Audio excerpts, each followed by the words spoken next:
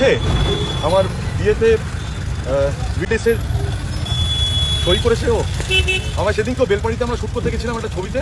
এবার মুখ খুললেন অভিনেতা সাহেব চট্টোপাধ্যায়। কেঁদে কেঁদে বললেন, রাহুল আর আমি একসাথে আরেকটি ছবিতে সাইন করেছি এবং বেলকুলিতে আমরা দুজনে একটি ছবিতে শুটিং করতে গিয়েছিলাম। এটাই ছিল আমার সাথে রাহুলের শেষ দেখা। ফিরছি সেদিকে সহজে জন্মদিন ছিল। আমার তো সকালে একটু ছাপ পাই ঘুম থেকে উঠতে। আমাকে বলছে তুমি যদি সকালবেলা ঘুম থেকে না ওঠো আমি কিন্তু দরজা ধাক্কা মেরে তোমাকে তুলে তোমাকে আমার সাথে যেতেই হবে। আমি সহজের জন্য কেক কিনবো, তুমি আমার সাথে চলো। তিনি কেঁদে কেঁদে আরও বলেন, রাহুলের সাথে আমার শেষ কথা হয়েছিল তার ছেলে জন্মদিনে কেক কিনতে নিয়ে যাবে আমাকে। রাহুলের অস্বাভাবিক মৃত্যুটা কোনোভাবে মেনে নিতে পারছে না সাহেব চট্টোপাধ্যায়।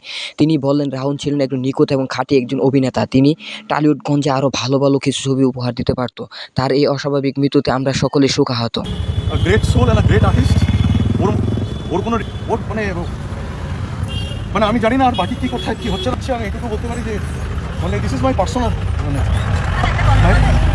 লস। এই যে গাফিলতি, এই গাফিলতির দায়টা কি সত্যি কারণ নেওয়াটা উচিত? কারণ এটা তো একটা গাফিলতি। দেখ কি হয়েছে আগে এই বিষয়টা আগে জানতে হবে। হ্যাঁ, কিছু কিছু তো একটা আছে, সেটা তো আমরা কেউ জানি না। এবার সেটা আগে বাইরে খবরগুলো আসুক, তখন কি দায়িত্ব কার কি দায়িত্ব ছিল না ছিল এই জিনিসগুলো তখন ক্লিয়ার।